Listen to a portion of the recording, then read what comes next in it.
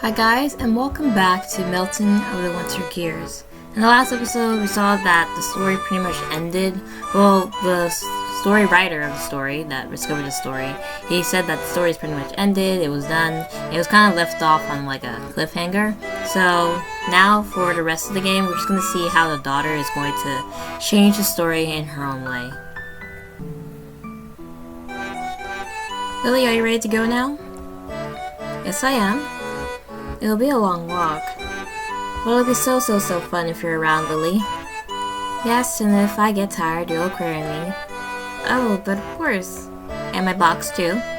That won't be a problem at all. Not for me. It won't? Good to hear. I think I might bring one of the tables and chairs with us as well. Ugh, I've got to carry that too? Sure, if I get tired, you'll want a chair to sit on. My, that makes sense, doesn't it? Lily, you're so smart. I'll go fetch some nice ones right away. She took it seriously. The Doofus ran off into the street for a little treasure hunt, leaving Lillian alone. Except, you can come out now. From behind one of the crumbling buildings, out slinked a smoky cat. Her whiskers were twitching in a mild irritation. Oh, so you knew I was there, glass thing. What keen senses you have for someone so terribly dull. Nice to see you again, Rat. You're looking the same as always. Ugh, I'm not a rat, I'm a cat. And I'm no glasses thing, I'm Lillian. Says who? Says who? Says you? Yes. Well, what a nice chat we had. I'll be going now. Leaving? Where could you be going? Anywhere else? Like where? Not here. Ugh, I didn't think I could ever hold a simple conversation with you.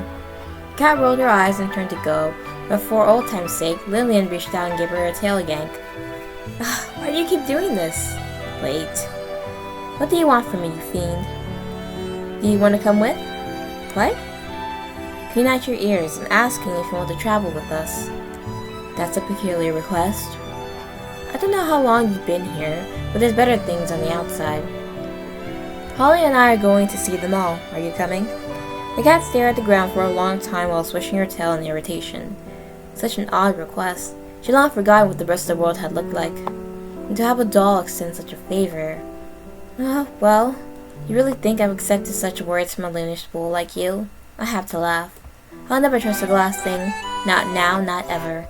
Stupid, foolish thing. Trip and fall and shatter apart. Suit yourself. The doll turned around and left the cat standing, dumbfounded. Hey, you didn't just walk away like that. The finicky cat's meowing grew shriller and smaller and harsher until she mewed herself hoarse. Look, Lily, aren't those chairs so delightful? Oh, so you really got them. Why, it was such a wonderful idea, of course, but I had to break down a lot of doors to find them. Oh, Lily, who are you talking to in the square? Who? So you didn't see? I just saw you staring at the ground so strangely, but there's only snow. So that's what it is. What is? Nothing. I was just saying goodbye to the town. I didn't know you're so sentimental. Not usually. But let's get going. Okie dokie. Holly, how would you feel about having a pet? Oh, a cute one would be nice. No, an ugly one. That's sad. I'd rather have one as cute as you, Lily. But if it had to be ugly, that's good to hear. Ugh. Foolish loon, how dare you flatter me so? Gosh, did you say something? It was only the wind, Holly. Oh, that's all it is. The day was bright and pretty. The sky was clean and clear. She marched through the crisp snow to the outside world, Lily in her box, a locket around her neck as a company for the road. Farewell. Okay, well, seems like that's the end of the game.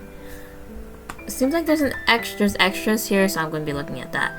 I didn't expect that. I thought there would be like more to the story afterwards. So let's click on the extra. Can't really click on it, so I'm just going to have to do this. Here. There you go. Hello, this was a bonus shown in the fundraiser stream of the game. It's extremely silly as well as completely canonical. Please enjoy. Nope. Good morning, good evening, and good night, everyone. Welcome to our bonus Omake corner. We're here to provide you with some kicks and giggles, that's right. The story has been getting pretty depressing, so I figured I'd run out this time slot to lighten the mood. I'm here with my lovely co-host, Miss Lil. Okay. Miss Lillian, what are you wearing? You got eyes, don't you? Miss Lillian? It's just not very appropriate for this, engagement. Then what it is to be appropriate for? Not the most savory kinds of engagements, that's for sure. Anyway, Miss Lillian, let's start off the show by reading fan mail about it. But we don't have any fans. Don't say that, miss. Because I'll be in deep trouble if this thing doesn't end up paying off. Oh, here's our first letter from Superfan Lovestruck Lady. Thanks for writing, pal. It reads, there's this gal in my class that got hot for it, I once confess, but she's already going steady with somebody else. I just can't keep this burning in my chest anymore. Should I risk it all and tell her? Please help me. Gosh, Mr. Laddie, that's sure the situation. If I were you, I feel just the same way. But sometimes all you gotta do is speak your heart. Things might not turn out in your favor, but at least you've been honest. Honest with her and honest with yourself. Honesty is the purest form of truth. It takes self-reflection, empathy, and courage. It's that kind of earnest living that makes the world go around. If there's a man in the way, just run him over. Miss? When you come to a bridge, you walk over it. When you come to a puddle, you trudge through it. No reason why you can't do the same with a man. So that's what you really feel. Wow. Doesn't matter. She'll reject you. You called yourself Lovestruck Laddie, right? So basically, you've lost all dignity. Congratulations, you're undateable. That's an awful depressive way to look at things, miss. I'm just being realistic. Pardon my boldness, but I think you could use a little more purity in your heart. The world will be brighter that way. Moving on, we got a letter from the wonderful Madame Vengeance. Wow, so ominous. What's it say, co-host? It reads, I've been calling you all this time, but you never pick up the phone. One day, you suddenly changed your number. I visited your apartment, but a different person was living there. I see you've been lying to me. Why won't you call me back? After I lend you all that money, too. I know there were others. You do this every time. Take the money and run. You're heartless. Oh, well, it doesn't matter. Not anymore. If you don't call me back, those adorable pictures would get out to some very high places. Don't want that, do we? Hugs and kisses. Okay. And enclosed are these pic. No need for that, Miss Lillian. I'll just take care of those. I think out of the two of us, you're the one needing some purity. Moving on. This letter is kind of funny. Why don't you look at that? It's got a fancy seal on it. Mystery sender. Ain't that spiffy? What's it say, Miss Lillian? It says your time is up. My what now? It's something about how it's time you paid up, so go ahead and try running. Oh, is there someone at the door?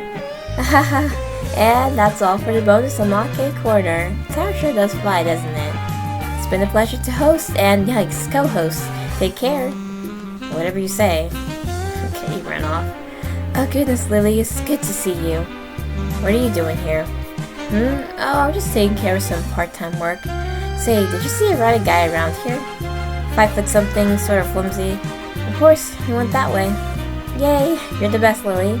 Oh, you want to go out for drinks later? Sounds good to me. Tee, oh keys. Okay. The door won't open. Somebody help!